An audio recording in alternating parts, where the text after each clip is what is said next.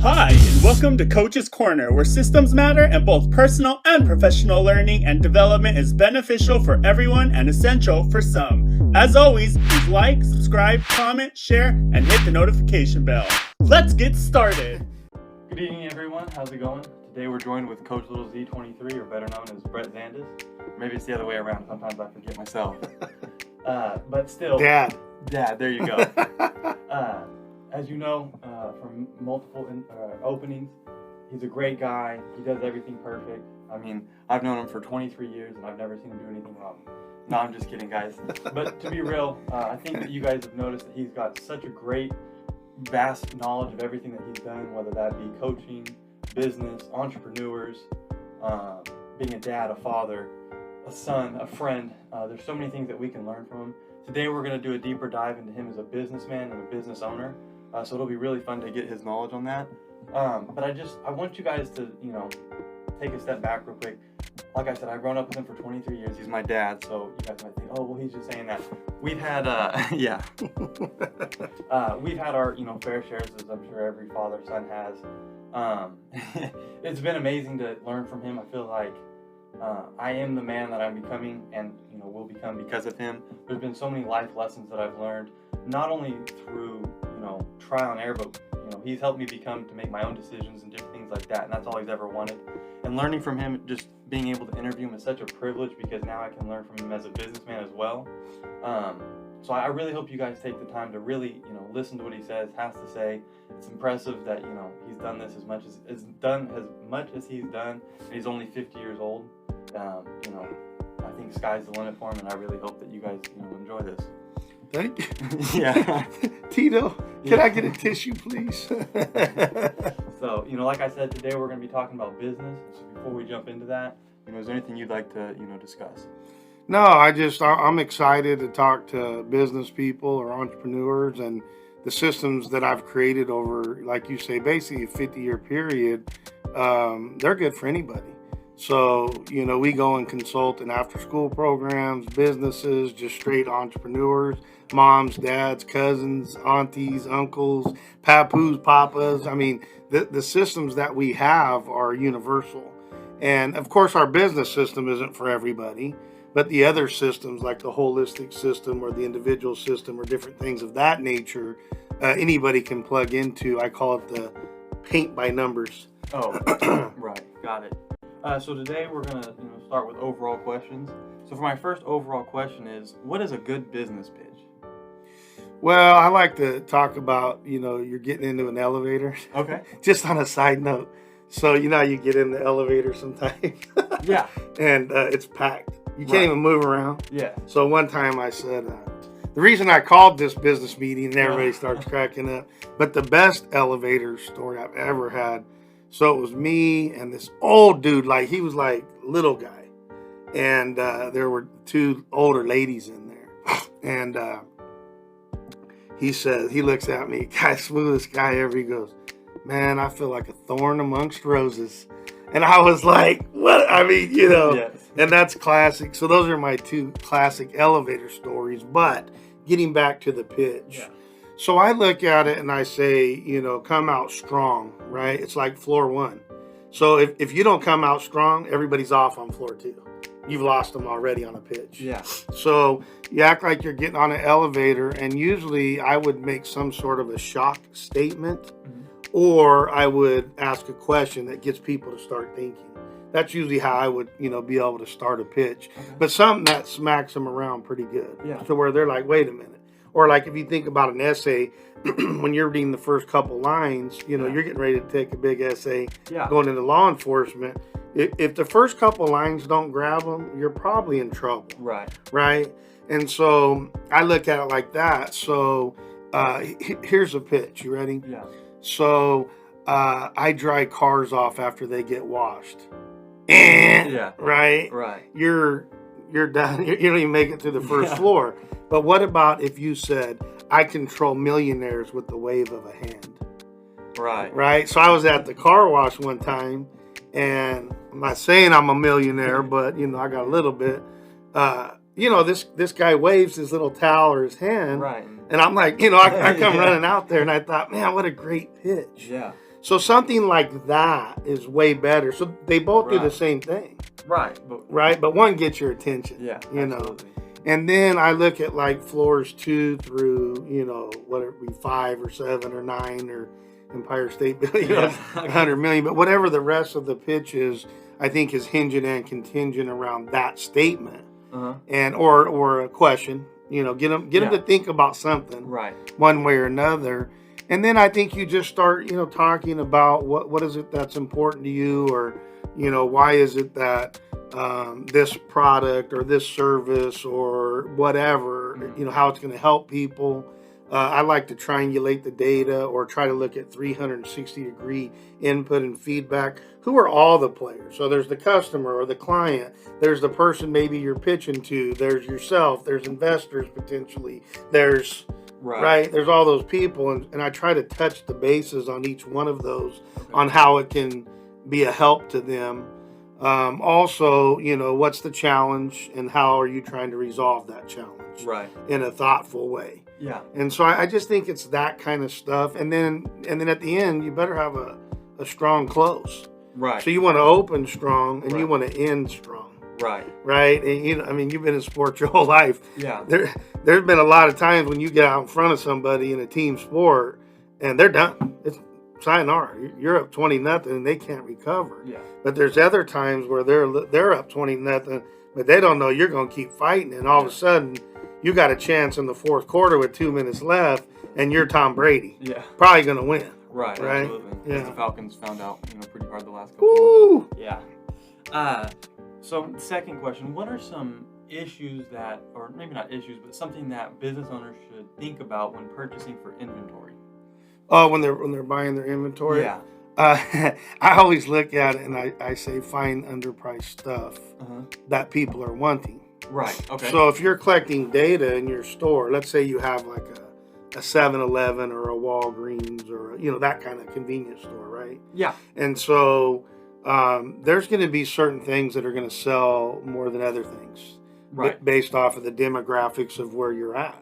Yes. Right. It could be candy and Cokes and Maybe there's a lot of kids in that area, or it could be a lot of upset adults, and so the alcohol, and the cigarettes and the different things of that nature, whatever that is. Yeah. And so I say, hey, make sure you get that stuff at the right price. Right. Search around. Yeah. I had a dad who he's funny. So, this was an extreme, but I learned this from him. He would drive around to 9 dealerships to save $4. So he probably lost more in gas. But he taught me how to negotiate and to work with and whatever. Right. And so whatever the price was, no matter what, I'm like, it could be the best price in the world. I'm like, are you crazy? Like $5? Jeez. I'm not asking to buy stock in your company. I just wanted a Snickers bar. Right. Absolutely. Right. And so I think that if you buy underpriced to begin with, and then, that's good. And if you can't get it underpriced, but it's selling all the time, then who cares? Right. And then strategically place that stuff in your store. Yeah. Right. That's why at Walmart, those guys aren't dumb. Right. You go in to buy some toilet tissue and some Kleenex and a frame, and you walk out with a bicycle, right? Yeah. And so they're able to strategically place things. But in the end, I think, when you're buying what I call merchandise to sell, I think try to find underpriced stuff, try to find stuff that's selling on a regular basis. Right. And if it's not, then get it out of there, do the blowout corner. Right. And always put that in the back, so they got to walk through the whole store. So they walk out with the bicycle, the tire, and all those things. Got it. Yeah. When it comes to business startups, is there any challenges or something that could hinder someone that has limited or low education? Maybe they didn't graduate high school, or maybe they did graduate high school and that was it. Yeah. No. The only really restriction is that if you don't do something. Right? Because you may go do something and it's terrible. Right. So if you do but you have to do something first, right? Yes. You have to do something. Right. Then what you have to do is collect data on what's important for you. For us, it's helping people more than it's money. Right. Right. So that's data that we collect. Now no money, no mission. Right. Yes. So we look around that, and then the third thing we do is what are things that we're either giving away or what are we getting into our nonprofit, right? Yeah. So we collect data around that. So what's important for a startup is that you got to sell stuff, or you're not going to be in business for very long. Right. So, that's probably going to be primary. You and I have talked about it before. If you talk about an orchestra, people talk about balance. I'm like, that's a bunch of crap. Right. Right. Sometimes the flutes, they're going as high as they can, or the trumpets or whatever. Yes. Well, to begin with, you got to go out and sell some stuff, right? Mm-hmm. That's number one. Or again, no money, no mission. Right. It doesn't matter how altruistic or Mother Teresa like that you are. Yeah. And so I think those are things that, are critically important. And then can you repeat the exact question? Because I think there was one other comment I wanted to make, but I forgot. Oh, I said limited or low education, so they either only graduate high school or didn't graduate high school. Yeah, I think that's the biggest bunch of crap ever, right? So we had an after-school program, and these were paraprofessionals, people that did not have 5-year degrees and a credential and another, year, right? They had to take a baseline test. And they would wipe the street with the teachers that actually went through that whole process. Yeah. So they weren't as educated, but they were doers. Right. So I hate this, thing about, I got to have all this knowledge and I got to be buttoned up and Harvard and this, that. No offense against Harvard, but, no. Just go out and do stuff. And if it doesn't work out, pivot until you'll figure it out. Thomas Edison. Right. 10,000. He doesn't call them mess ups, neither do I. 10,000 attempts at something that didn't work, so he kept pivoting, and eventually he made it. Right, absolutely.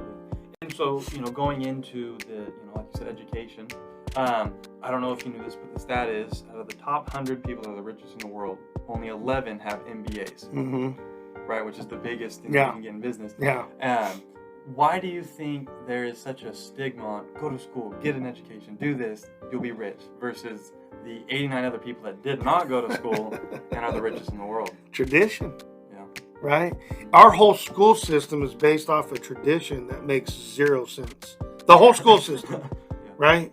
So the school system was created to be the factory worker. They go to work at 8, they get off at 3 or 4 or 5, whatever, right. And that's what they were teaching you to do. Or the fact that we would stop the learning. I mean, think about how many times you stop the learning in K-12 education. Yeah. So you get going starting at the end of August, and you get a couple good weeks, and then you give them a day off. And then you give them 3 days off at Thanksgiving. Then you give them 2 weeks. So it's like a fits and starts. Right. And so I think a lot of things that we do are based off of tradition. And so our habits, our customs, our rituals, our processes, our procedures, our systems, our structure, whatever you want to call that, is based off of, usually, there's some genetics and DNA in there, but it's usually based off of your environment. Yeah. Right? And so did you guys at your house always have a sit-down formal dinner, on Monday, Tuesday, Wednesday, Thursday, Friday, where you guys all sat at the same table and that's how you did it and so on and so forth? Not when growing up, no. No, so that was not your tradition, right? Now, what about Sundays? Did you guys get together and have dinner and da-da-da? So that's your tradition. Right. So that's probably what you'll do. Right. And so if the tradition makes sense, thumbs up, which is what you guys should be doing, is hit the thumbs up button. Yeah. Right? But if it doesn't make sense, why are you doing it? Right. So I always, use similar, what I call touch points, analogies, metaphors, stories, different things of that nature. Yeah. And does the tail wag the dog? Or does the dog wag the tail? Right. So I don't mind if people traditionally are doing things based off of stuff that makes sense. I think a lot of times they're not. Right. That's to me, if there's nothing else through these videos, let's figure out that part of it. Yeah. Got it. So we're gonna move into the first category, which I call young business owners. So like you, young? Yeah, well, yes, it could be anywhere from 10 years old to. Oh yeah. I love the 10-year lemonade stand, baby. Yeah. So how would a young, and I guess this is open for anyone, but for young business owners, how would they turn their passion into something that can make them money in a business? Well, I think, let's just start with a process, no matter whether you're passionate about it or not. Okay. But just, starting a business is basically a 3-step process. Okay. Right? So step 1, you have to find a service or a product or what I call merchandise. Mm-hmm. The way I define those is a service is everybody defines it the same way. Yeah. Right? Something you can help somebody with. But then you have a product, to me, is what we develop or what I would develop. I would call that a product. Okay. And then merchandise would be something that I would purchase from somebody else and then resell it. Okay. Right? Yeah. So that's the first thing. Now, I do agree with you a lot that if you were to take a look at, well, what would that be? What would a service or a product or a merchandise be? What are you passionate about? Right. What do you like? Yeah. Or what are you good at? Maybe you don't even like it and you're not passionate about it, but you're really good at it. Yeah. And that happens, right? Yeah, absolutely. I mean, there's some dudes that can flat sing, man, and they're like, I don't like to sing, I want to play football. Right. I'm like, dude, but you can sing. Well, I don't care. Yeah. Right? But that would be all in kind of step 1. Mm-hmm. And then step 2, what you have to do is you got to go get customers or clients, what I call POIs, people of interest. Okay. Right? Yeah. You got to go find them so that you can share with them, sell them, whatever them on the service, product, or merchandise that you have. Right. And so I like to do that with what I call natural networking, real referrals, or what I would call traditional transmissions, which is, I don't know if that's the best term, but I got all these, Tourette problems, TTs and MMs and AAs and different things of that nature. But I think that's, all kind of step 2. Where are you going to go find your clients and your customers or your POIs? Absolutely. Right? And then once you sell them, I think there's step 3, which is take care of them. Right. Right? Almost at all costs. Right? Yeah. I mean, there's been many a time where, I knew that customer was in the wrong and I'm going to eat it because I know that the big picture is we can continue to help them, so on and so forth. Now, if they're a jackass or a donkey to one of my employees or something, yeah, that's different. I'm like, you're done. Like, right. I'm gonna school you. I'm gonna teach you a lesson.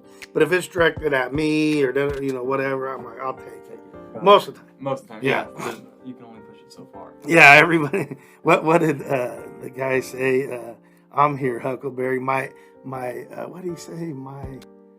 My hypocrisy only goes so far, right? Yeah. And Tombstone or whatever with Val Kilmer. Absolutely. Yeah, I love that. I'm like, that's a good line. I'm here, Huckleberry. I'm like, oh, I'm like, you know what? You can have my gun. I'm good. Yeah. Oh man. So for young, still going on to young business owners, would you say that, let's say for a 16-year-old, yeah, has an idea he's gonna open his own business. Yeah. Would you suggest that he gets a job first, learns business type, how to work, different things like that, or no, go into opening your own business right away? I don't think it matters. I think it can be either or a both and. Mm-hmm. So I didn't start the traditional entrepreneurial route, Okay. right? So what I did was I was an employee, Mm-hmm. and so starting at 5 years old, I was an employee. I was getting paid to do chores around the house.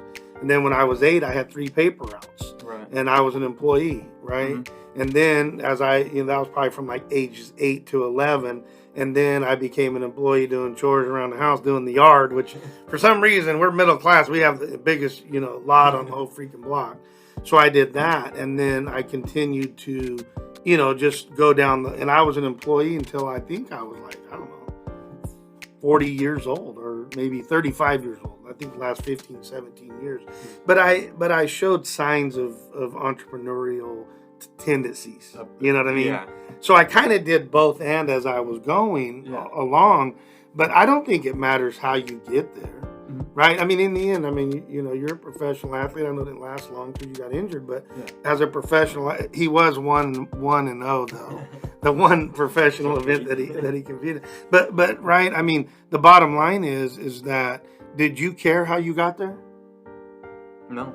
Yeah, you just wanted to win. Win, yeah. Right? And your one professional event, nobody's even thinking about you. He's a decathlete, which is 10 events over 2 days. And everybody was looking at these 3 guys, which they were amazing. I mean, you can look at Nick. He's not very big, right? But you can't judge a heart how big it is inside. Well, anyway, there was 3 studs. I mean, that one dude could freaking high jump like 7 feet. Yeah. The other guy was looked like freaking Lou Ferrigno or somebody, and then the other guy. So they're all piled up, and they don't even know what this guy's doing. And so on the last event, which is the 1500, he beats everybody by however many points, and they come up, and these 3 are all, I'm all that and a bag of chips, and they go, okay, Nick Zandis, you're the winner. Talk about crickets. Yeah. I mean, everybody was looking around, but in the end, you won. Yeah. So do you really care how you get there to be an entrepreneur? Does it matter if you start as an entrepreneur and go that direction? Does it matter if you start as an employee and go that direction and branch off? Does it matter? To me, it doesn't really matter. If you have a learner's mentality and understand, give your best at each and every level along the way, because this guy named God or Jesus or whatever your modus operandi is on that, he's teaching you lessons that will help you down the road, even if you can't see it right now. Right. Hindsight's 20/20. Yeah. You look back and you're like, oh, yeah, I see what you were doing there. Right. Got it. And so going into, let's say, they did start opening their business at 18, 17, whatever. Mm-hmm. What would be, 2, 3 pieces of advice you would give them that you wish that maybe you had when you started your first business at 35 that, that you didn't think about? Yeah, I think that, so when I go and consult, yeah, there's always 3 problemed areas. Okay. Number 1 is around mindset, the philosophy, the culture, there's a whole bunch of stuff that goes into mindset, but it's around the mindset. Yeah. Okay. Number 2 is what I call structured systems. Mm-hmm. That's where I come into play, people, because I got that down to a science. Right. So as a very little person, they call me Little Z, because I was 4 foot and weighed like 8 pounds. Yeah. I think last time I said 3 pounds, but I've gained 5 pounds since, right? And so you have to learn all the hacks, which I call systems hacks. Mm-hmm. They keep you going. Right. And then the third one are the people. Okay. Right. Now, people who you work with, or people whatever. So if you're the entrepreneur, you could be the person. Okay. And if you're a donkey, you're going to probably continue to be a donkey. I mean, you could just not have the talent to be any good at it. Mm-hmm.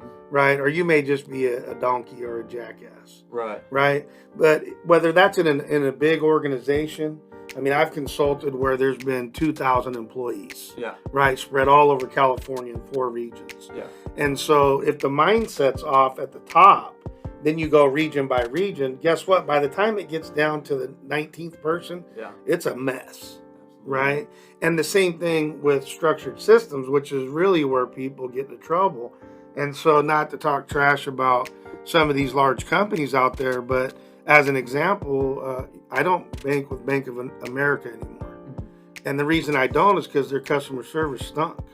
Now, I don't know, 15 years later, they may have got the right person in there that changed the culture and put some systems in place. Right. But I find that's not the case. We just did a mortgage and refinance. These guys, I keep lowering my payment like $300-$400. It's amazing, and I'm like, anyway, that's a whole other thing. But they almost lost the deal with us, and so it's like you don't have systems in place. They just happen to have the right person that saved it. Right. This little gal, Alexa, right? Yeah. That was her name, Alexa. And so I wrote them a note and said, hey, you're lucky you have her because they saved, this business for you. And I know a fair amount of people, and I will let them know that, this was not so good. Yeah. And so on and so forth in there. So that's where a person was able to override. And the other part about it is this. So you ever been to Walmart and you go, hey, where's the licorice at? And you got the person that goes, oh, it's the third tire, and you're like, come on, dude, this thing's huge. Like, right? Yeah. So, and then you go another time, same Walmart, different person. Yeah. And they'll say, let me walk you. Right. Now that's the person, what I mean by that. Like they get it, right? Versus if you go into whatever, a Walmart, and every Walmart you go into, it's the same, that's a system. Right. So these fast food places have systems. You get the same burger. Yeah. Right. Pretty much no matter where you go. If you go to Carl Jr. or Mickey D's or whatever, you're going to get the exact, because they have a system. Yeah. And so then the next part of it is the mindset. What are you really trying to accomplish? Right. They have a saying or story, touch point. Yeah. The golden goose. So the golden goose is shooting out gold once a day, golden egg out of wherever it comes from. Yeah. Right? I don't think it comes out of their butt, but wherever it comes from. And then finally the guy chops off the head to go dive in there. Right. And they screwed it all up. Right? Because their mindset was all about the money versus about, no, just, hey, this is good. This is really good. Yeah. Of course, we all want to get better. Right. But sometimes maybe not. Yeah. Maybe it's good enough or it's really good, or whatever. Got it. And so this question actually doesn't come from me, but from a viewer. Okay. So it's a 16-year-old girl, and she wants to start her own makeup company. I got a 15-year-old son. Yeah. Are you hot? No, I'm just kidding. I don't have a 16-year-old son. She said, so with making my makeup brand, how can I be different than other makeup companies? Well, I think there's a bunch of ways to be different, but the first thing that popped into my head is men's makeup. Oh. Now, I mean, we're on camera. Do you wear makeup? I do not. And I will not. But I do know some guys that actually do. Now that you bring that up, I'm like, I actually know like a few. Well, there's a bunch. Yeah. I mean, even the sportscasters, they wear makeup. Yeah. Right? And so I don't know if that's where we're all going, but it would not shock me. Yeah. Right? So, what was the gal's name? Do you have that? No, we did it anonymously. Right, it was Sally Pants, whatever. Yeah, okay. Yeah, and so whoever that was, I think men's makeup in 10 years will be extremely popular. But discounting that, I think, you got to just build brand. Yeah. Brand awareness. So if you're, Mary's Makeup or whatever, build that brand because as a lot of technology starts to heighten, that the algorithms are going to change and different things like that. But if you have a brand, I would be like, hey, Alexa or whoever, I need Mary's Makeup, and that'll come up versus whoever's the best on the algorithm. Right. So you got, I would say build for the long term, but and that is long term, right? I mean, men's makeup isn't probably a big business right now. I don't know. I don't either, but I would assume it's not as big as women's business. I can tell you that because you can go look at the 47 hair products that my wife has, right? Yeah. I tell her to brush her teeth and put on a hat. She looks fine, but anyway, but I would say that. Yeah, absolutely. Well, thank you, and hopefully you're like business idea. Yeah, absolutely. No, I wouldn't take that. But that's funny. So now we're going to move into family business, which I know that you know a lot about. Yes. So for someone who is starting to think about making a family business, what are some things to consider? Well, I'm sweating, right? So I have a business with my mom, and it's really the dynamics are interesting because she was always my boss in the after school program. She was the director and I was the manager, right? Or I was the site coordinator, right? Yeah. And then I became the manager, and so she was always the boss. And so now, Mama, now I have become, the lead dog, so to speak. Yeah. And that's hard, right? Absolutely. I mean, especially because she's your mom to begin with. Right. I mean, she's led me my whole entire life as mom to son, boss to employee. Now we're partners. Yeah. And, most of the time, we're making decisions together. Right. But guess what? The buck's got to stop with one of us. And in this case, the 10% of the time that I make executive decisions, and sometimes she doesn't like them. Yeah. Mom, I know you're listening. I love you to death. Yeah. And so that's hard, right? I mean, so just to begin with, business is not always easy. It's a process and it's tough. Right.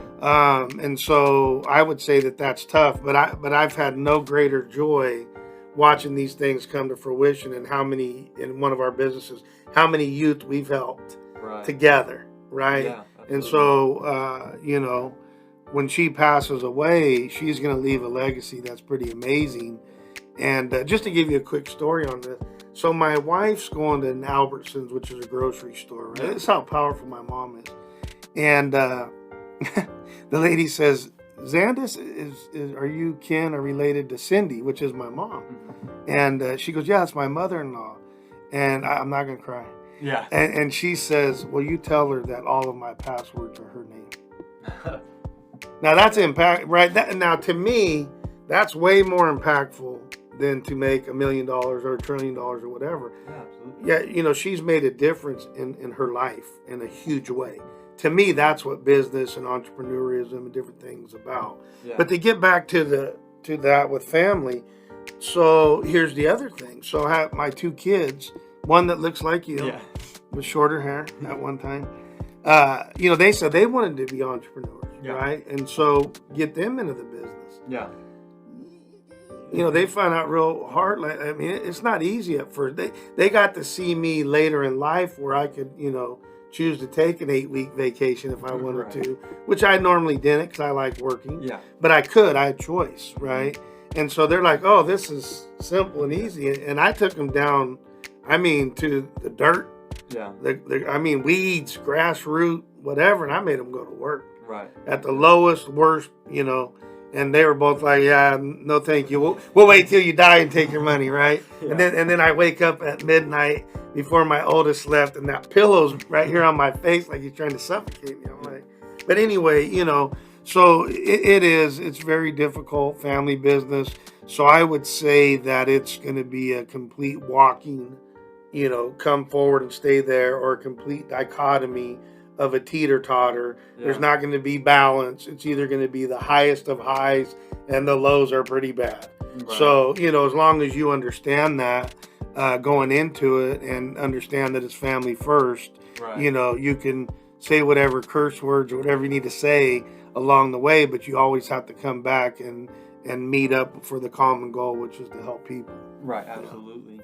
And so, you know, when it comes to family business, what would you say has been the single hardest thing? Well, in my case, which wouldn't be for everybody, is you know what we talked about. The little grasshopper became big grasshopper, right? Yeah. The mentee became the mentor soda, you know, or Yeah. so to speak, or sort of, Right. right? And so in that case, so it depends on the dynamics of that as well. If it's a mom and dad's business, and the, you know, the kids just coming into it and it works out, yeah. you know, that's going to be tough in different ways, because the younger kid may have some really great ideas, but the older, you know, is like, I don't know, so on and so forth. Whereas my mom and I, we basically built the business together. I started a little bit before she did, but we basically built it together. Right. So that's a different kind of thing than walking into the family business, Yeah. where your say is, that's going to be tough, right? Yeah. So in the end, I mean, business isn't easy to begin with, and it can be even more difficult if it's a family business, either direction, building together, coming into it, purchasing it, however you get there. Yeah. And so, you know, just remember, your blood's thicker than water, Yeah. and blood's definitely thicker than money. And, Yeah. and that's usually what people will get into it about, is either that mindset thing, or maybe it's money, or it could be, well, we should do this, systems, Oh, you yeah. know, or we should hire this guy. And you know, the dad's going, that guy's a jackass donkey. No, Yeah. so, you know, it could be tough. Tough. Yes, absolutely. Has there ever been a time, or however you would say that, where, let's say you're at a family function or something, and it's hard to turn that business off because maybe you were having a business conversation 10 minutes beforehand? Yeah, and it's funny, and you know this with you and I, because we'd come home after, not business, but, you know, I coached him for 4 hours a day. Right. And you know, mama's in the middle refereeing us, like, Yeah. right? Because it is hard to, what I call, wear different hats. Yeah. And so, especially with men, I think we compartmentalize. Yeah. So, you know, you and I were pretty good at it, Right. but it's never going to be perfect. You're not going to be able to 100% compartmentalize. You Right. know, okay, I can take off the coach hat. Yeah. Okay, I can put on the dad hat. And then I used to always say, which hat are you putting on? And then what is it going to look like? This means you're mad, Right. right? This means you're in a goofy mood, Yeah. you know, whatever the case may be. This is more, you know, business-like. Yeah. And so not only which hat are you putting on, But which is tough, but yeah, right? And that's Yeah. the same thing in business. right. Am I putting on my supervisor hat? Like, dude, you ain't doing your job. Or am I putting on my, man, I'm sorry to hear, you know, that your goldfish died. You know, so you got all these different I call them the hats that you're putting on all the time. Yeah. And it's like I used to, you know, say for a married couple, you know, I'd come home with my Rico Suave romantic hat on. Yeah. And mama had the kids that threw up on them and diarrhea all day. So I'm thinking I'm going to get lucky. Right. And she's saying, you get within 2 feet of me, I'm going to sock you in your nose. Right. So not only do you have the hat that you think, right, you got to pivot and adjust based off of the circumstance, right, which, as we've talked about many a times, yeah, sometimes you hug people when you should have hit them. Yeah. And other times you hit them when you should have hugged them. And that's, you know, what's hard in any people business or business or just dealing with people or relationships, whether it's family owned businesses, whether it's not, or anywhere in between. Yeah, absolutely. Definitely. So, you know, I know that you've experienced both working in a business outside of the family with other business partners, and you've experienced working with family. Yep. Is the enjoyment different for each one, or is it the same no matter what? So, like, in other words, do you enjoy it more with the family than you would a business partner, or is it always the same enjoyment? I don't know. I'm not like a big enjoyment guy. I should be better at it. Yeah. I'm just always about the work. Mm-hmm. So if I was, you know, had to answer that question, I would say it's pretty close to 50-50. I mean, in the end, let's face facts. We all know about the airplane crash going down. You're going to put the oxygen mask on yourself. And then I'm going to not go to my business partner. I'm going to go to my wife and kids and mom and whatever. But I try to look at a much bigger picture. And, you know, of course, you know, my family's my family. Yeah. But, you know, in God's eyes, which is what I have a lens about and try to look at, we're all his kids. Right. So if I play favoritism towards you versus this guy, that could be a problem. Maybe not for me as a human being, but for God. Yeah. And I want to be able to be more like him than like myself, because I'm a piece of crap. Right. You know what I'm saying? Yeah. So I try to keep that, whether it's enjoyment or whether it's, you know, treating them the similar ways or same way, I try to keep it pretty close in there. Yeah. Yeah. Got it. Interesting. Well, thank you for that. Now, when it comes to, so first off, what is the difference between a family-run business and a family-owned business? So I know a lot of people where their whole family works for somebody else's business, so that they're running it, right, day-to-day operations and whatever, but they don't own it. Got it. But they're running it, and they brought in their mom, you know, the dad. I mean, I've seen it, right? Yeah. Many a times. When I was teaching school, we had several families that ran several different businesses for somebody else versus, right? I mean, you can. So owning the business and running the business are two different things. Right. Right. Yeah. And so, does that answer that? Yeah. So you could have both, right? You could No, have absolutely. a family-owned business. Yeah. That is also family run. Yeah, right. absolutely. Okay. Got absolutely. It. And so before we move on to the next topic, is there anything else that you would like to, you know, talk about that I didn't ask you, or anything you'd like to, you know, convey to the audience about family business, or anything that, you know, that you thought of as I asked questions? Well, I just think that in the end, business is it's hard work, but it's very rewarding, especially if your mindset to begin with is right. Yeah. And you know, the downside is, you know, sometimes you're wondering, like, especially at first, like a startup, like, where's my next paycheck coming from? Right. Versus an employee. Ooh. So you know, do it within your own comfort zone. If you're not already a business owner, but that's something you want to pursue, then maybe you stick your little toe in and do a little bit of freelancing on the side, see what you can build. That's how we opened our firm. We weren't business people. Right. We went and built one of the best after school programs in the state and the nation. They did like 11 regions in California. And so we started meeting together, and they go, oh, you're systemic, especially our leadership program. Right. And because again, it goes to the person. You have the best person in the world, but if you don't have a system they can plug into, and let's say the person's just mediocre, that's a problem. Right. And so they said, hey, will you start going around? And so sometimes we'd go and train 1,000 people, let's say January 1st, and the attrition rate was like 40%, because these were mainly college kids, younger paraprofessionals. Right. Yeah, it wasn't their career, it was a job. Yeah. And we'd go back in 2 months or 3 months or sometime the next month or a week later, and we're like, where'd Joe go? Right. And who are you, right? And so that's why we, you know, wound up doing the library of over 400 videos. Right. Because, you know, live's the best, right? Yeah. If I can, you know, right? Could you imagine, hey, watch this video and go ride a bike, dude? Yeah. a little difficult. By the way, teach your brother how to ride a bike, okay? Yeah, okay.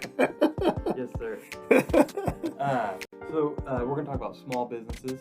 Yeah. Is there any small business that you could create for under $100? Yeah, I can create a business right now for free. Okay. I can almost create it where somebody's paying you. Okay. To start it, right? Uh-huh. And so, it's kind of that 3-step process again. Go find underpriced stuff. Yeah. Find what I call playable platforms, right? Yeah. And then once you sell it in the playable platforms, then take care of the customer. Mm-hmm. So, let's kind of go through that again. Okay. So underpriced stuff. What's the best underpriced stuff that you could possibly think of? I don't know. I'm drawing a blank. Free. Oh, okay. Okay. Yeah. Or watch this, and this is no joke. I'm not kidding. I mean, I've done this a million times with people. So you can go find underpriced stuff, right? Mm-hmm. So I can take your hat, your shirt, whatever. Now somebody paid for it. Yeah. But technically it's free. So you can go find stuff in your room or whatever. Yeah. That's underpriced. Or you can go ask your mom or your dad, or not me, but somebody else, and say, hey, do you have anything that you're wanting to sell? So free is about as underpriced as you can get. Yeah. But I've also had businesses to where we went and picked stuff up, meaning we would haul it off like to the dump. Oh, yeah. And they were paying us to take their stuff. Right. And inevitably we would find 3, 5, 7, 10 things that we could also sell for, $100, $200, whatever. So they're actually paying me. Right. So that's really technically about as underpriced as you can get, is somebody's paying you to take their stuff. Absolutely. Right? Yeah. And then the second part is that you already have stuff, or you're asking people for stuff. So that would be first, find underpriced stuff, or somebody that will pay you to take the stuff. Yeah. And then secondly, the playable platforms, they can be all kinds of different things. Swap meets, yard sales, Macari, Facebook Marketplace, social media. I mean, we can go on and on forever, right? Yeah. And that's where you're going to, get the word out, draw people's attention, get the word out. We call it blinking, blink on them.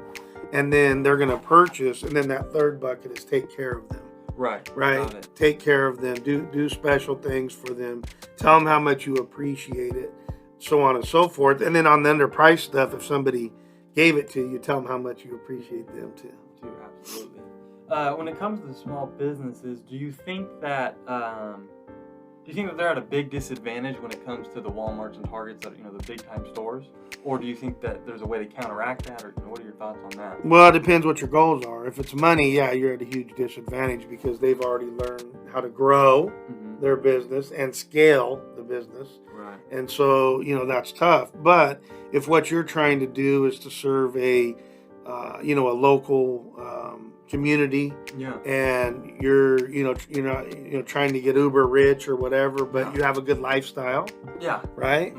Then absolutely, I think that so it just depends where your mindset's at. Right. What are you wanting to accomplish?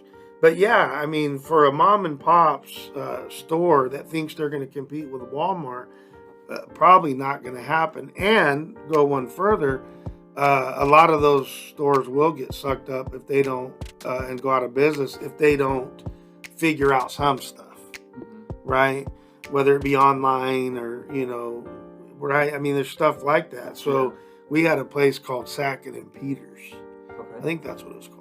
Okay. Sackett and Peters. Like, what the hell name is that? But anyway, it was like a Lowe's or a Home Depot or whatever. Yeah. Well, it went out of business. Right? Several local little stores when Walmart came around that went out of business. So, you got to watch it, but it depends what you're trying to accomplish. If you're trying to get rich, you're probably in trouble. But if you want to provide a good lifestyle for you and your family, where you get to go do some things, you have a decent house, and then you're fine. Right. But you always have to move and pivot and maneuver based off of what you're trying to accomplish and what's coming at you. Right, both. Got it. When it comes to creating a business, whether that's small and turns into big or however you do that, what is your process? Like, how do you start up a business? Well, usually I don't start up a business. I'll start up a product or a service, and it'll turn into a business. Okay.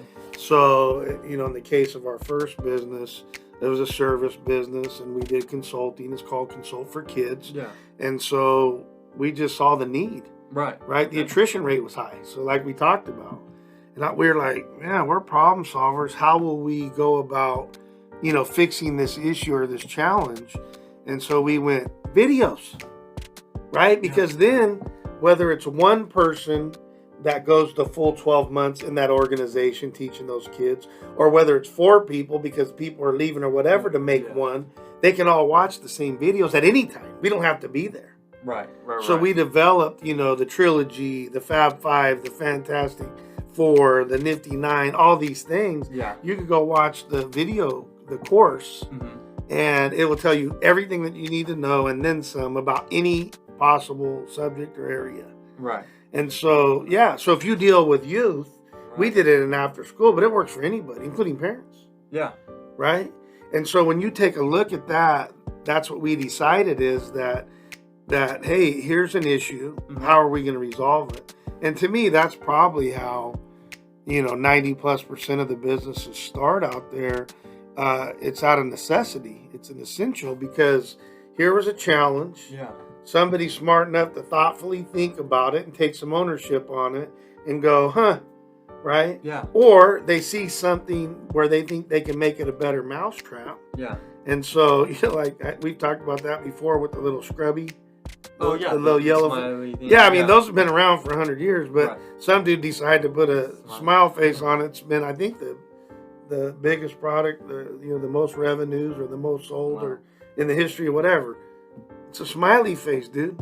But it was a better mouse, or he or she, I don't know who it was, but it was a better mousetrap. So I think if you're thinking about starting your own business, you don't have to go from no business to a business. Yeah. You don't have to go buy a business. You don't have to say, okay, we're starting. Maybe you just start a product or a service and see where it goes. Absolutely. And so, kind of piggybacking on that. So let's say Joe works from 6 a.m. to 2 p.m. Mm-hmm. He's got a product or a service, either one, that he thinks that he can make into a business. Yeah. What would you suggest for him to do? Because he still needs that full-time job so he can pay rent or whatever, but he also has this passion that he thinks can really take off. But he works from 6 a.m. to 2 p.m. Big deal, right? I did 2, 3, and 4 jobs at one time my whole life. So I always went to school. I count that as a job. Anybody that's going to school 8 hours, that's a job. Yeah. And then I did all these things that we talked about, right? I did the chores, that's a second job. And then I did the paper routes, that was a second job. And then, and then as I got old enough to get into sports, I was doing paper route in the morning, going to school all day. And then for 2 hours, I was competing in sports. There's 3 jobs. Yeah. And then there's been other times where I've had, 4 or 5, right? So these people that come to me like boo-hooing about, well, or they ask the question of, well, can I do both? I'm like, yeah, fool, you can do both. Like, come on now. I did 3 and 4 my whole life. So, where there's a will, there's a way. Yeah. And so, you need about 8 hours of sleep. And discounting that, you can work 16 hours a day. Let's take off a couple hours for bathroom breaks and eating and whatever. Right. I don't recommend you eating while you're on the toilet. Yeah. But you know what I'm saying? And so, and then just go for it from 2 to whatever until you're so tired and you have to get back up. Right. So whatever that stretch is, but come on, man, 8-hour days? Yeah. We're wimps.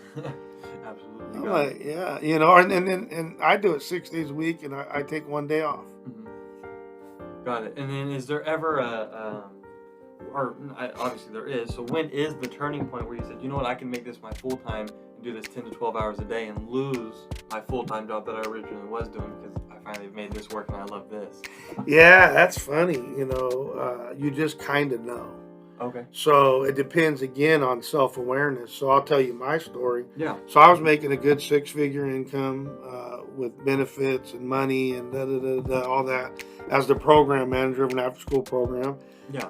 I was in charge of 223 employees and 23 secretaries. I have my benefit package, which was, retirement and all of that. Yeah. I had like 101 or 110 sick days, and I walked away from all of it. And the way I did it is I was in the financial services business, and I was making more money, that 6-figure income working part-time, 15 hours a week. So, are you working twice? Yeah. Yeah, right. Right, because the after-school program was like 12 hours a day.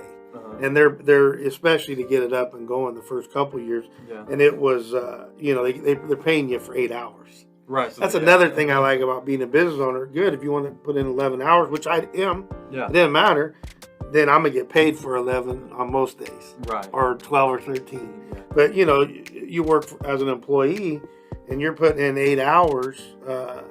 That's never the case as a school teacher. Right. Never. Yeah. It's 10, 12, 13 hours. And so then I was doing this, and I was like, well, I'm doing better here. But I gave it a year and a half because I'm a cheat. I mean, I'm not a risk taker. Right. We do high return accounts, not risky accounts, right? And so it just depends on who you are. Mm-hmm. My idiot oldest son. Doing gainers off of somebody's, roof. Yeah, that's high return. Yeah, no, it's idiot, stupidity, but right. Sorry, Lord. But that's how he rolls, kind of. And so I just ask him to not roll like that a lot for Dad, right, and stuff. So hey, there's people that are, hey, they're just gonna go for it, and it is what it is, and whatever. And I'm like that in certain things. Yeah. In certain things, I'm like, I'm going. Like, I'm all in. Yeah. It's whatever happens. Like a full game of that. No, not at 250. Maybe in my youth at 98 pounds. 242. Gotcha. Oh, man. Well, thank you. So for the last section, we're going to talk about scalable businesses. Yeah. So the first question is every business scalable? Probably not, but I think we need to define it, because I think people talk about growth and scalability as two different things, or they'll interchange them together. Yeah. So for me, when you grow a business, what's happening is that you're taking that business, let's say from $50,000 a year or a month or a weekend, right? Whatever that is, and you're growing it to 100,000, but your expenses grow with it. Right. So you're growing, but you're not really getting much back in return. It's the same net back in your pocket.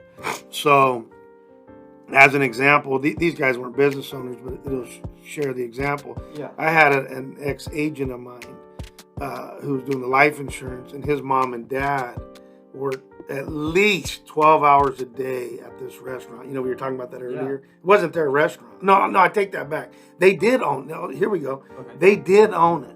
Okay. And it was right off a major freeway in town. Okay. And everybody knew this place, right? And so we were just talking about it in general. This was 20 years ago. They were bringing in $1 million gross a year. Okay. And they were working, I'm not kidding you, dude. They worked to the bone. Yeah. 10, 12 hours a day, both of them. What do you think that their net money was, including salary and everything, what they were paying themselves at the end of the year, if they put it in their pocket? What do you think? Well, I'm going to go with not a lot. 60,000? 50 G's. Wow. So maybe they grew the business from $500,000 to $1 million, right? But they were adding in, obviously there's going to be more food, there's going to be more of this, but maybe more employees or different things of that nature. Yeah. So to me, that's the growth part of the business. Yeah. And then you have the scaling part of it, which would be, to me, not only do you have one business, but you could have multiple businesses. But if you look at it from a money perspective, So when you go from your revenues going from 50,000 to 100,000 in the other scenario, right, it's the same. Yeah. But now you're going to 100,000 only costs you 60,000. So now you've scaled that business. You're actually have an additional 40,000. But I also like to talk about the width and the depth. So if you have one business, you can go deep into that business and grow it. And maybe even what you would call scaling. I don't like that word in there, but that's how most people would define it. Yeah. I would just call it growing it. Yeah. And then you have the other part about that where you start to go wide, and you get 2, 3, 5. So when I was the site coordinator, I was at one school. Mm-hmm. That was it. So I could go real deep. Yeah. Right. And then when I became the program manager, I had 10 schools. Right. So I had to go wide. Yeah. So that's where systems really matter for people. Yeah. So they'll matter as an individual, but if you're there and you're good, you know, if you're the person that's really good and you're there, you're going to make things happen. Yeah. Now, I'm not saying Bruce Arians isn't a great coach. I don't know. I think he's a really good coach. Yeah. But Tom Brady's there, and he's able to go deep with each one of those people, and that's part of the reason why they're where they're at. Yeah. So, you know, that would be the first thing is, and I don't know if I answered your question, but I wanted to define the difference between the two in two ways.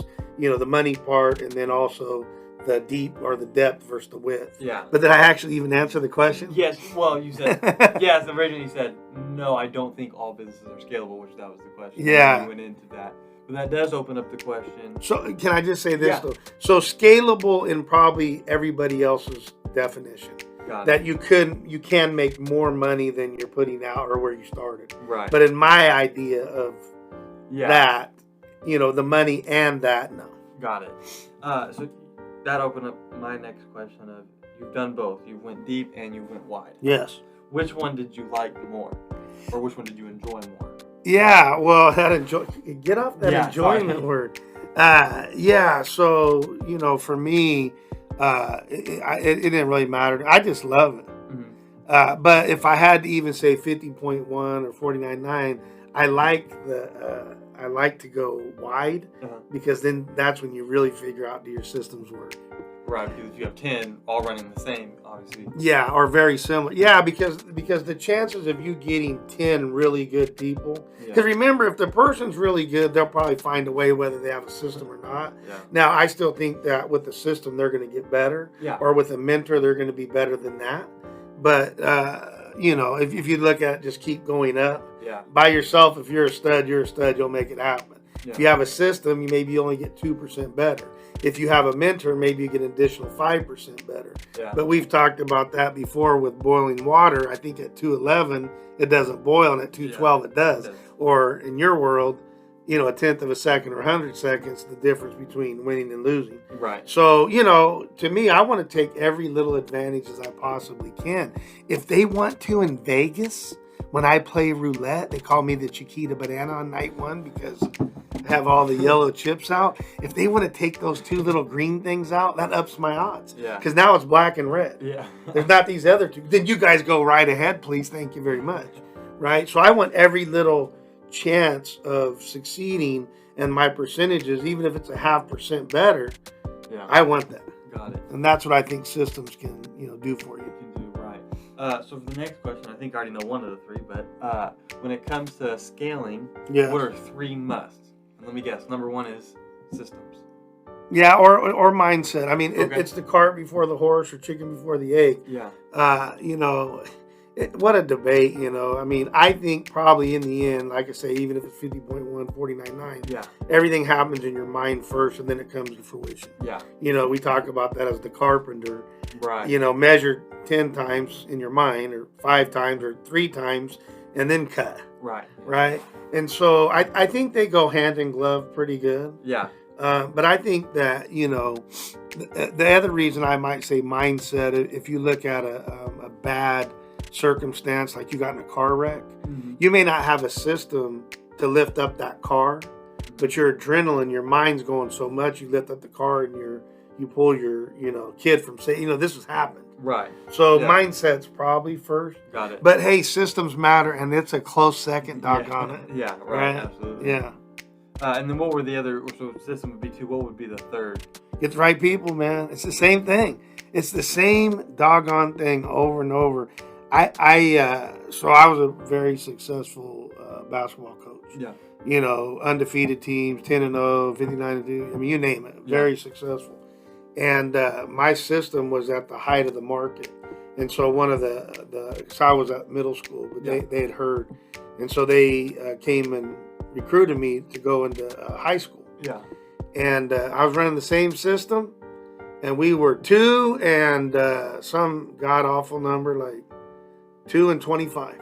Oh, okay. Right? Yeah. And so I'm like, you know, and this was my first experience of loss. I mean, I was like maybe 28, 29. I'd been coaching since I was 18. Yeah. But really, I've been coaching since I've been probably 4 and 5. You know, intramural sports and stuff. Yeah. So I'd really been coaching for a long time and always had won, always been successful. Yeah. So I brought in this guy. He was on the Cal State Bakersfield National Championship 33-0 team. Yeah. And he was the counselor at our school. Okay. And so I bring him to a game, and I'm like, dude, like I don't get it, because in my mind we can still beat everybody. Right. Like even though we're losing by 40, 30, in my mind I'm like, we can still win. Like, what's going on here? Yeah. So I bring him there, and at the end of the game, we lost 66-4. Wow. Yeah. Okay. Yeah. And so he comes to me, and dead square looks at me in my face. He said, if I didn't know any better, I thought your girls were playing for a national championship. He said, you have them playing as hard as they can freaking play. Right. And he said, I've seen your 7th grade teams that would wipe the street with those girls because they have zero talent.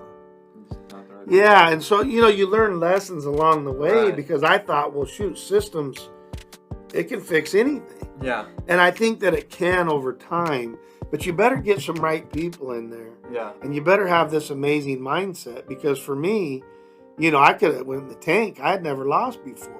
How do you, you know, I always say that, you know, you judge people's character based off when bad things happen, not when things are going great. Right. Right? Yeah. You know, are you going to go into the tank or are you going to fight? And we see that every year. I'll be curious with the Buffalo Bills. I don't think they'll tank. I think they have great leadership. Yeah. But how are you going to get over the Mahomes hump?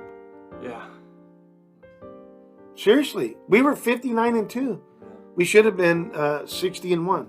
Yeah. But the first year they were better. The second we weren't. And the third year I went into after school programming. So I didn't know. Yeah. But you know, how do you get over that hump? And a lot of people don't. It's tough. Yeah. We're looking at a Buffalo Bills guy over here in the corner. They were there 4 years and didn't win that Super Bowl. Yeah. How do you get over this? Hey, it's not easy. No, it's not. You're right about that. When it comes to you know, dealing with failure at scaling a business, let's say, you know, those 3 are there. They had the mindset, they had their system in place, and they had the right people, or maybe they thought they had the right people. Yeah. Let's say they had the right people. Yeah, let's say it's all 3 good. Yep. What would be the failure part then? Sometimes it's timing, right? Yeah. You know, we've used the example before of the surfer that's trying to hit this big wave. Yeah.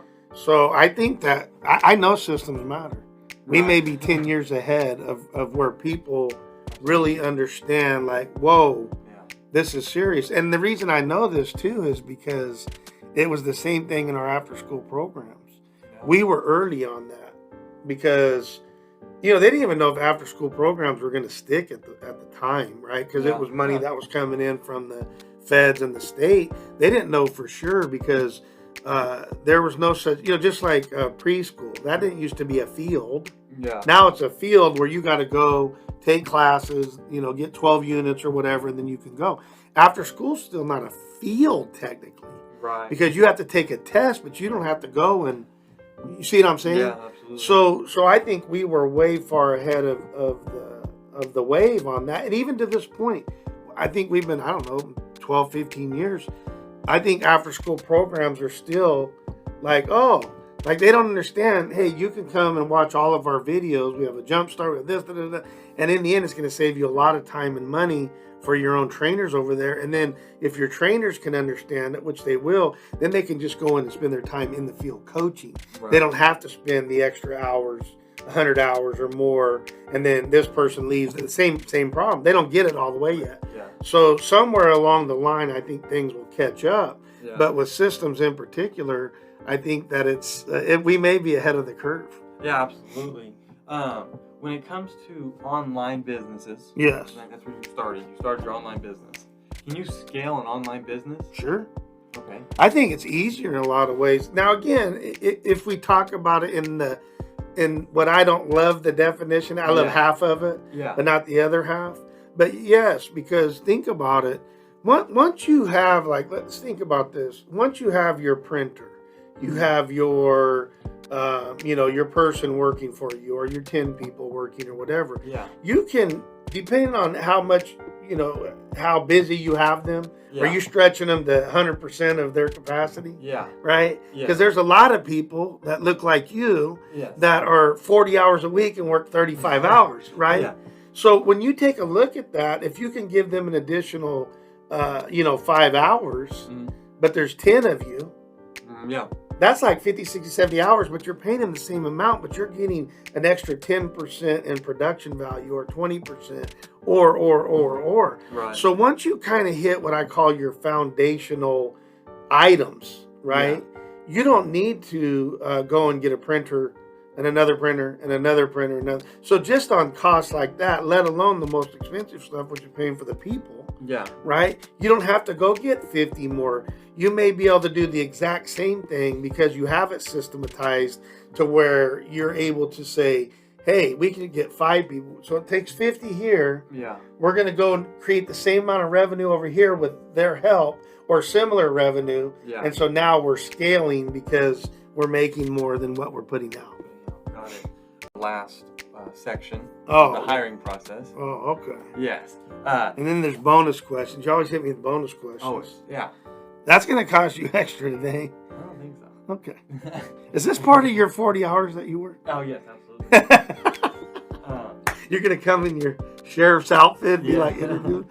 I wonder if they'd let you do that. We'll ask them. I'm like, hey, I need him for a couple interviews. What is your hiring process? Actually, that's one of the things that we perfected another system. Okay. Shocking. Yeah. It's really good what we do. So first of all, what we do is we try to, hire within. I'll just say that. We call it building the bench. Yeah. But let's just talk about that. That's not the case. We have it down to a science where if this guy leaves or this gal leaves, I already probably know who's going there. Okay. Now we'll interview and we'll do, we'll do the legal law, right? Or whatever. But we're building the bench. Yeah. So obviously, New England Patriots, you guys didn't build the bench, and when Brady left, poor you, right? Got to build the bench. You got to always have who's next, who's next, who's next, who's next, who's next. Right. They say next man up. Well, who's next, right? Right. But what we do at the very beginning is we run filters. So like, let's say we were putting out an ad. Yeah. We say things like loyal, hardworking, body, like we pile it on pretty good so that right off the bat, 50% of people are going, I don't feel like working hard. Yeah. So subconsciously, they're not even gonna say that at all. They're not even gonna answer the ad. Right. So then what we do is we will have them. They answer the ad, and we go in an automated way. We go right back to them, and we said, hey, can you please fill this out before you come and send it? So, and we're already asking questions and running filters on the person before they ever even. Right. So we'll do things like one of the questions stupid, but it's telling. Have you ever made a legal U-turn? Now anybody that says no, they've never done that, they're lying. So I don't. We're done. Yeah. We're done. Yeah. There's no. I don't care. I don't care if you can score 40 a game. If you're a liar, maybe if you score 40 a game, right? Yeah. No, but we just don't play around with you. That's not part of our culture. Right. So so right off the get-go, the blinking, we're filtering. Then we go and we filter again. Then when they come, we have them watch like a 15-minute video of kind of what's going on and stuff.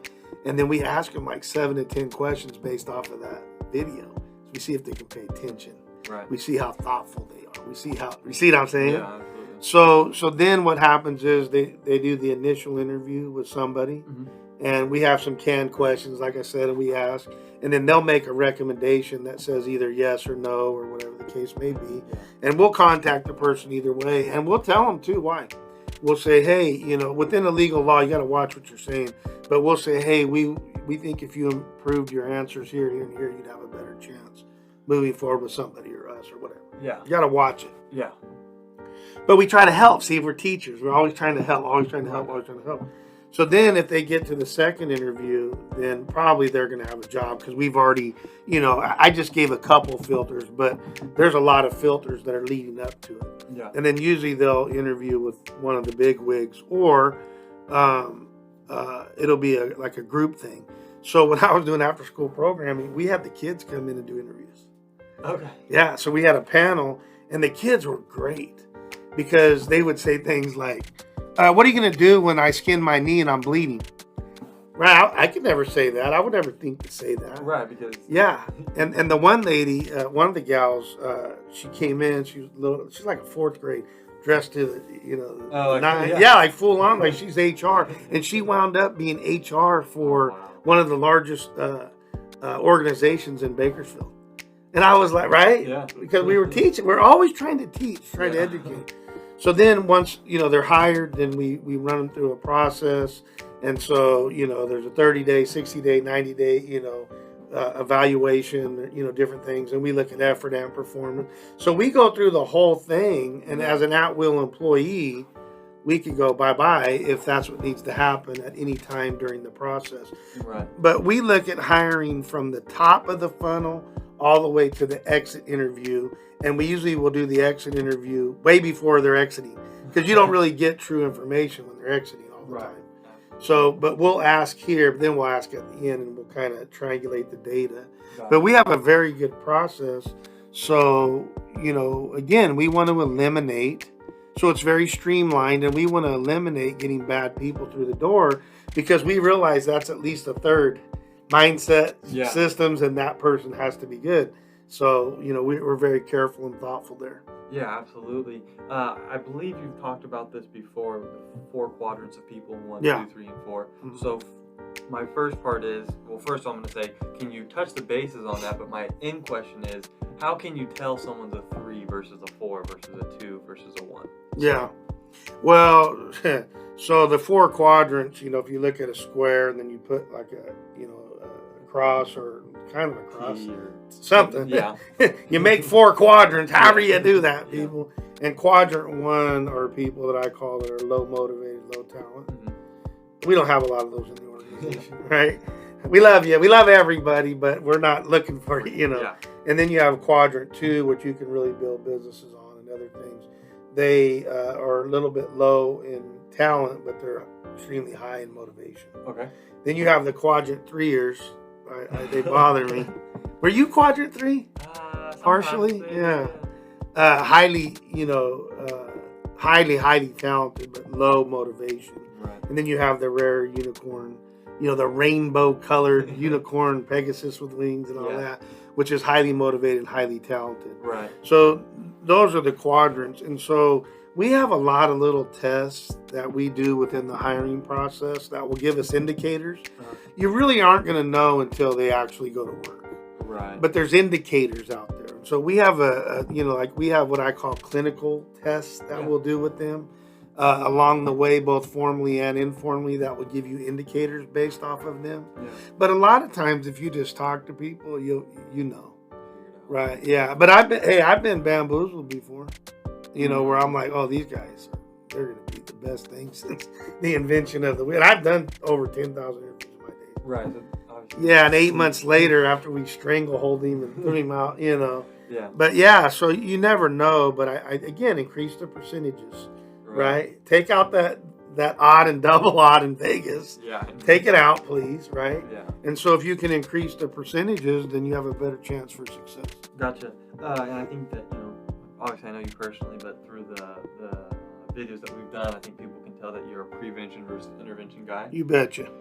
So you prevent as much as you can, 98% of the time. That's right. But 2% of the time, or 1% of the time, whatever, there's obviously where you have to intervene. Yes. So after you've hired someone, and like you said, 8 months later, how do you get rid of them? Oh, I put them in a stranglehold. I give them a noogie and put them on. Yeah. You just follow the legal law, you know. Okay. Usually what we try to do is, you know, even a donkey, if you've worked with them and you've given them the benefit of the doubt, and you've really tried to make it work with them, and we care about people. Even if you're a donkey, we care about you. Yeah. A lot of times they'll go like, yeah, I need to go. Right. You know, especially if they're dealing with kids. Yeah.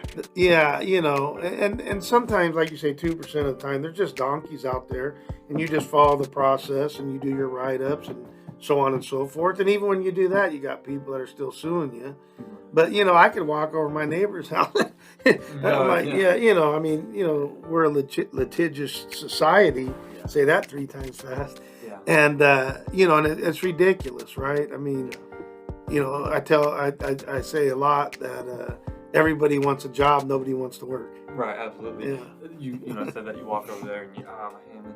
There, you know, any final thoughts or sayings for, you know, businesses, whether that's through family, through online businesses, small business owners, that you would like to, you know, share with the audience? I just think in the end, you got to, you know, go out and you have to have an idea, service, product, business. You got to go out and get, you know, your clients and customers or your POIs, and then just take care of them and rinse and repeat. And when you like things, celebrate them. If you don't like them, adjust or pivot. And if you're undecided, start questioning why you're undecided. And usually it'll go to a like or a dislike. But, you know, find a mentor if you can.